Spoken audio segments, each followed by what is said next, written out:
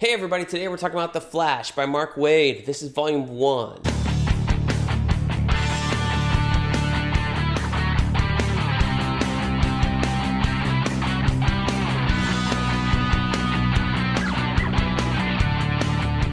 Hey everybody, and welcome back to BK's Bullets. As always, I'm your host, Brent and today we're talking about The Flash. This is by Mark Waid, book 1. These are the older trade paperbacks. My comic shop still has a whole bunch of these by Mark Waid and Jeff Johns available. I have the whole set here above me. We've done Jeff Johns book 1 on the channel before, and I haven't gone past that. We've done the Mark Miller and Grant Morrison run, that the 12 issues that takes place kind of somewhere in the middle of this Mark Waid run. Up there, I think it's after volume 6, right? And then Mark Waid comes back with volume 7 and 8. So eventually we'll get back to there. But those reviews are on the channel if you want to go check those out. This is the first time I read Mark Waid. I had wanted to read something other than Superman at the time. We're going to the pool over here in the neighborhood, and I like to read while the kids playing the pool if I'm not going to get in. And I was reading like the Nightwing compendium, and I didn't want to bring something so massive, right, to the pool. So I was like, let me bring a smaller book. The last one I brought to the pool and finished was Sandman book 2. And I was like, I feel like we should start some Flash stuff because I do want to read some of these books. I have like 10 of them up here, and I've only read a couple, right? So I was going in between going back to Jeff Johns' run in book 2 or starting from the kind of beginning of all this stuff with Mark Waid. So I figured let's do that. And boy, am I thrilled, honestly. This was a great read. It was a lot of fun. So there's a lot of different books in here. Like it has The Flash 62 to 68, The Flash Annual 4 and 5, and The Flash Special number 1. So it starts off with The Flash Special number 1, and this is an older story from, I guess, the late 80s. Mark Waid contributes to it, but it's also got writers from and artists from other people. I'm trying to find the credits page. Like it has Mike Parobeck and Mark Waid, but eventually you get other writers. You have Carmine Infantino doing a little thing in here with like the older Jay Garrick Flash. Like the awesome thing about the special is that it has all 3 Flashes. It goes Jay Garrick, Barry Allen, and then over to Wally West, who's our main character in the Mark Waid run, right? Our main Flash. And that's kind of cool. And apparently it was important, I guess, because one of the characters shows up later in the Mark Waid run, which is only a thing I knew because I read the introduction here by Mark Waid. Otherwise, I probably would have skipped it because I was like, where's the main storyline? But I'm glad I did read it if he does show up again. Then you have The Flash, Wally West. It's called Born to Run, but it's basically Wally West year 1. It's Wally getting his powers from Barry Allen in a kind of a weird way after the Armageddon 2001 annual, of course. That's annual number 4. That was fun to read, like, just to go back to that. Apparently 2025 is where Monarch comes from, and we're in 2025 right now, so I don't know what's better. But anyway, this is Born to Run, The Flash. This is the main thing of this book, number 62. And it says year 1 here, so year 1 was kind of a hot thing for DC at the time.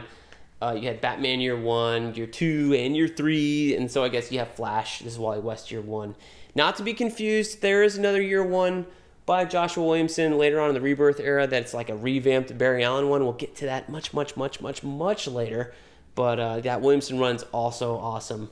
So anyway, I thought this was really cool. It's Wally as a kid, and he meets the Flash. Flash is his favorite hero. He's super excited. And it's kind of all has a beautiful like framing device of Wally West runs into his grandfather and, is kind of having a weird day and doesn't really want to talk to his grandfather because his grandfather's old, but at the same time he feels guilty for kind of ignoring him, kind of this, responsibility thing going on. And so he does go to his grandfather's house and he finds a journal written by his Aunt Iris, who of course was married to Barry, right? And then, so he's reading this journal, and as he's reading it, that's the framing device of us getting the first year of, so to speak, of Wally West as Kid Flash, which is basically most of what this is. And I found it kind of funny that, the Flash he's like talking to the Flash. This isn't really a spoiler. He's like, how did you get your powers, Flash? He doesn't know it's his Uncle Barry at this point, or they're not married yet, so it's not his uncle, Iris and Barry, of course. And Flash is just like, well, I was standing next to this particular window, and this particular set of chemicals was on this particular bookshelf.